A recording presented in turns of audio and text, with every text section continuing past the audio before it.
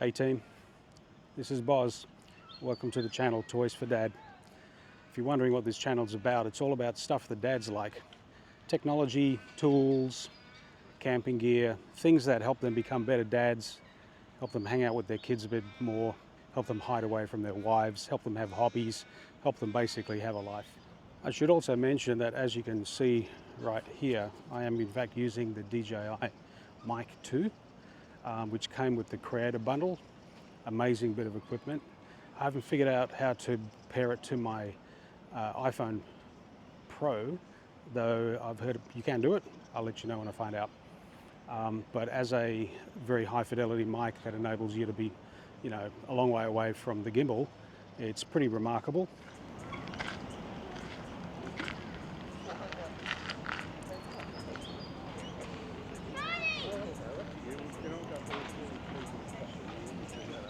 Okay, here we are on what must be the North Mole, or maybe it's the South Mole, I don't know. If it's not north, it's south, and if it's not south, it's north. Anyhow, we're in a pretty high wind environment. I don't know how the mic is picking me up, but it's got a baffle on it. So hopefully my voice will be nice and clear. Dads, take note. If you want your voice to be over the top of the children's voices on home videos, good investment. And as I said, it comes with the Creator Kit. Now let's, with the flip of a button, we can rotate the gimbal. And there we go. And you can see, hopefully, a high fidelity image, very high detail image. It's a shame I don't have a polarizing filter on the gimbal at the moment, on the camera, because with my Serengeti sunglasses, I'll tell you right now, the colors are amazing. In fact, I'm going to put the glasses over the front of that. Don't know if you can see any difference. Anyhow, pretty amazing image. And by the way, this is a great place to bring your kids. I remember coming down here as a child with my dad and my uncle doing fishing at 3 a.m. in the morning, off the rocks, no safety. A lot of fun, a great way to grow up. So what else am I going to review on this channel? Well, we're going to be talking about camping and camping in tents, camping in camper trailers. We're going to be reviewing the camper trailer that I built from scratch with my boys, which I love dearly, and comparing that to some other camper trailers that my good mates have got, which have been partially built, partially bought. Again, great way to spend some time with your kids, to build something together, something that'll last, that they've got their names on, their fingerprints all over. We're also going to be reviewing other types of technology, cooking technology in fact. Some good friends of mine are South African, and I'll tell you right now, those men know how to cook over fire. Taught me so much. Really simple way of cooking, and with a few very basic implements, any man can become an absolute god of fire, cooking meat for his family, for his kids, and again, passing those skills on, passing those lessons on to their children. And then I guess the last thing we're going to be reviewing is your ideas.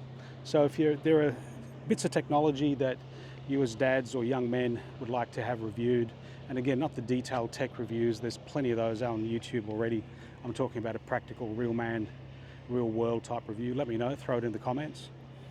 One thing we're going to be also reviewing is family four-wheel drives. Again, not the hardcore crazy type four-wheel driving, but I own a four-wheel drive. Most of my friends own four-wheel drives. They're family men just like me, and they've built their cars to be practical, to enjoy the off-road, to enjoy the outdoors with their kids and families. And we're going to be talking through some of the mods that they've done, some of the lessons that they've learned. I've got a really big lesson. It may involve a water crossing, which I'm happy to share with you. So we'll be looking at all those types of reviews as well. I've got a theory that we'll get to in one of these videos coming up, not in this one, that young people aren't fathered well like they used to be. In fact, young men tend to be, maybe I'm overgeneralizing, but certainly from what I've seen, they tend to be overmothered and underfathered in society. And that is creating a lot of young men who don't know what it means to be a man, and I've got a lot of friends, a little bit of experience of my own that hopefully will help young aspiring dads or even older seasoned dads to become better dads and to remind them of the time when fathers played a really important role in society. And a lot of that's been lost. It's an absolute shame, but it's not too late. It's never too late. You can always sharpen up your dad skills. And I'm not a perfect dad by a country mile, but myself and my wife have raised 3 amazing young men, which we're extraordinarily proud of. And I'm also privileged to hang out with a bunch of guys who are phenomenal dads. And I think collectively we can share some stories of how we were raised and how we raise our boys. I don't know, maybe to help some of you with some of the challenges that you might be having raising your own young men. I will tell you one thing though, it's worth investing in. It's worth becoming a great dad, because the impact that fathers have on young children, especially boys, is just profound. Okay, I'm videotaping this. Videotaping, that just shows how old I am. I'm recording this out of the boot of my wife's Volvo, and what I'm about to do is to get out the DJI Mini4 Pro, as you can see it over here. Nice little unit. And we're going to get it going, lift it off, try not to put it into the water, which I may or may not have a reputation of doing. Not drones, vehicles. Save that for another day, shall we? And we're going to see how it handles a high wind environment. I will say it is pretty windy here at Fremantle today. So here's the drone. Right. It's pretty windy, and we're going to find out, probably the hard way, how this little baby goes. Okay, controller set, as you heard. Everything ready to go. Let's see how we travel.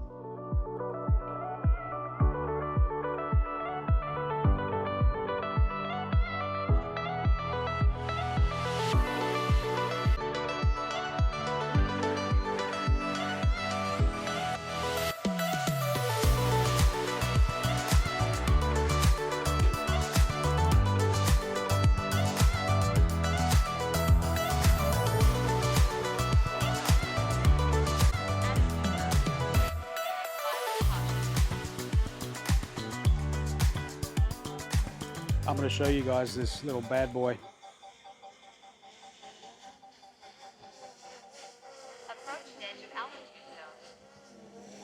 As you can see, it's fighting the wind, and we haven't even lifted off yet. So this is going to be a pretty interesting viewpoint to see how this little tiny little sub 249 gram drone goes in this high wind environment.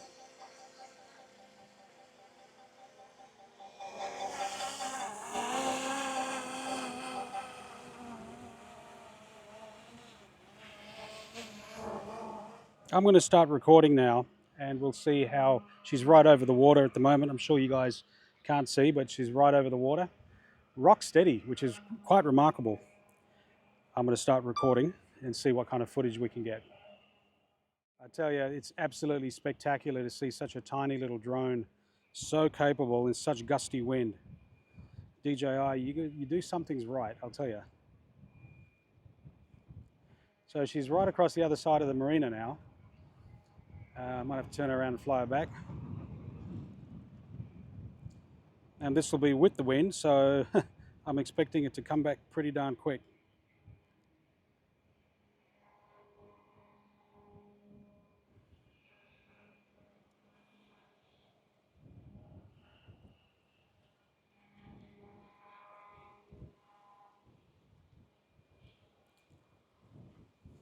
Wow, truly remarkable. I fly this drone quite a bit. I've only had it a month, and that is just truly spectacular. I'll tell you, dads, if you're looking for a drone, you can do a lot worse than this little beast. It's getting thrown around, or you can now see it's getting thrown around. Really getting gusted around, but still handling it pretty well, doing its best to fight the gusts. I'll try and bring it in closer.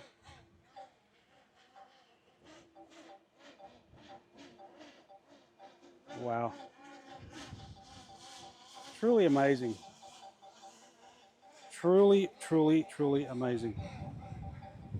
And I'll put it down. Well, that was pretty freaking remarkable, actually. I've never flown it in such gusty conditions before, and you saw when I brought it in real close how it was really fighting the wind. But for a drone this small, it's spectacular. Now, I did have a DJI Mavic 3 before, not too long ago actually. I sold it in favor of the Pro 4. The only reason why I did that is that it was huge. I had this suitcase with me with all the other crap that you bring along when you shoot with drones, and it was just too big. It was a phenomenal camera. That Hasselblad image processing and Hasselblad lenses on the main lens are incredible. But I'll tell you what, is there that much difference between the Pro 4 and the Mavic 3? Not really. So given the portability of the Pro 4, and let me flip this around, I'll show you the size of the bag that it comes in. This is it. This is the bag. This is the bag that the drone comes in, and that's including 3 batteries, including the controller. It's ridiculously small. I had a pretty, like a small suitcase with me with the Mavic 3. Anyway, so we're going to go to another location now and do some other shots and maybe some trick shots as well with the drone. I can't use it to film other children, obviously, because they're not my children, and that may involve a criminal offence. What I can tell you though is that the tracking that it has is remarkable. So again, if you're a dad, if you want to get some really interesting footage of your children in motion, whether they're playing, whether they're running sports, this gimbal, this Pocket 3 gimbal, and the DJI Pro 4 Mini Pro 4 are absolutely remarkable and complementary bits of technology.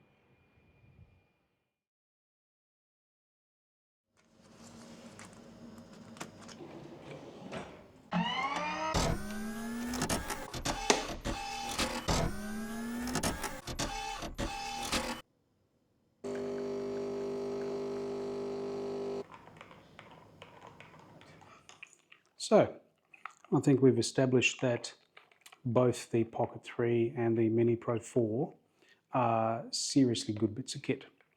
No surprise coming from DJI. And between the two of them, they're not cheap. You're knocking on the door of a couple of thousand Australian dollars for the creative packs with all the extra batteries and all the flash kit. So what I will tell you is I was out shooting all day today in the heat. It was 39 degrees, bloody hot. And neither of them overheated. Both of them were remarkably good when it came to tracking, face track, me track, tracking the dog. And if they can track all that, I'm pretty sure they can track your kids. I think that DJI have done a remarkable job. Now, I haven't yet tested it in low light. Tomorrow, my family and I are leaving on a trip to Phuket, and I will be taking both the drone and the handheld to Phuket, and I hope to do some proper testing. I am still waiting on my aviation certificate, drone pilot certificate to come through from the Thailand Federal Aviation blah blah. Hopefully that'll come through, because I'm not going to run the risk of a fine, and they're pretty strict over there, stricter than they are in Australia. Anyhow, so look, for you dads out there looking for a good way to create some amazing family content, to have the ability to shoot low, to shoot fast with the kids, to get a really different perspective up in the air, like aerial shots. I think that both of these products are remarkably good for the money that you pay. I really don't think you need the big drone. Like, as I said, I came from the Mavic 3, and that is way overkill for a hobbyist. And it's massive as well, particularly if you plan on traveling. Both the Mini Pro 4 and the Mavic and the Pocket 3 are remarkably compact. You'll recall how amazingly well the drone did in high wind scenarios at Fremantle. That was quite remarkable, actually. I'd never really pushed it that hard. The Mavic was incredible. It was like a tank in the air, but this little guy really surprised me. Yeah, so for a family guy who wants to go and do a bit of traveling, a bit of caravanning, a bit of camping, wants to take some really good photos and videos of their kids while you're out doing all that, I highly recommend both the Pocket 3 and the Mini Pro 4. Anyway, so that's it from me. happy caffeine to all of you guys out there, and be good dads. Take care.